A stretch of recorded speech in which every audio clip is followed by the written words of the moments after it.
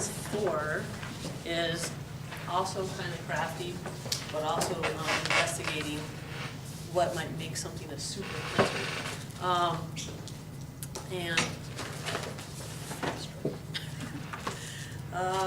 So the goal of this center is to create and be able to describe a super predator that would catch a specific prey.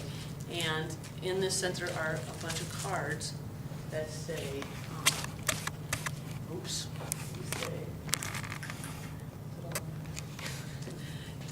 your prey is a snake sunning on a stone, or your prey is a porcupine in a treetop. And there's a dozen different cards that have different suggestions. Your prey is turtle eggs buried in sand. Your prey is mice in tunnels under deep snow. And so what you need to do is you're going to give each student one of those cards, or you can let them choose, up to you how you want to run that. And then you're going to have the kids brainstorm characteristics of their prey.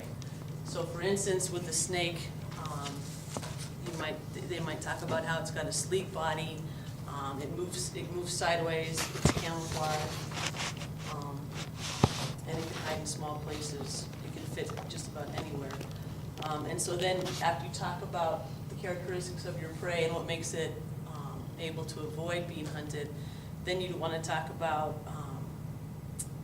the characteristics of what might hunt it, what the predator would be. So maybe the characteristics of something that would hunt this would be, it would have to have extra good eyesight, or sharp teeth, claws, or talons, and be an accurate hunter, and have quick reflexes. And so then from that description, the student that had this would then draw that, draw their prey being hunted by that predator.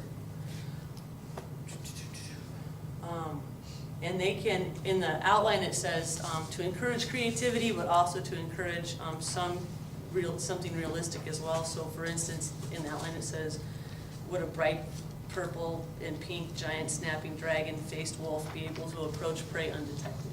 Probably not. Even though it would be really cool, it probably wouldn't make it very close to whatever its prey was.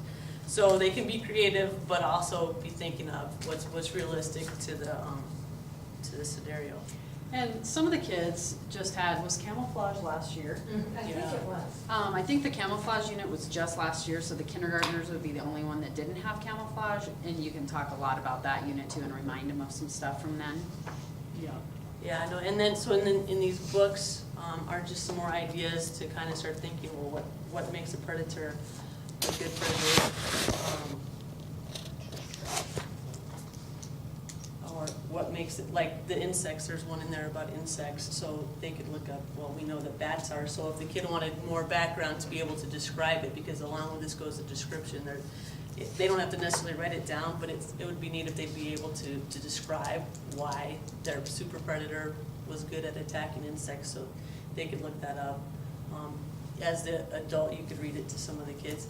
The way this was organized in the description, I might approach it from a descriptive point first and then hand out cards would be another way to do it, especially with the younger kids who would have a little bit harder time brainstorming that independently.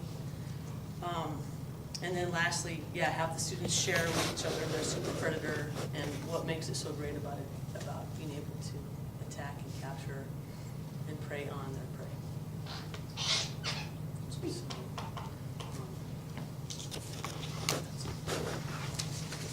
Questions?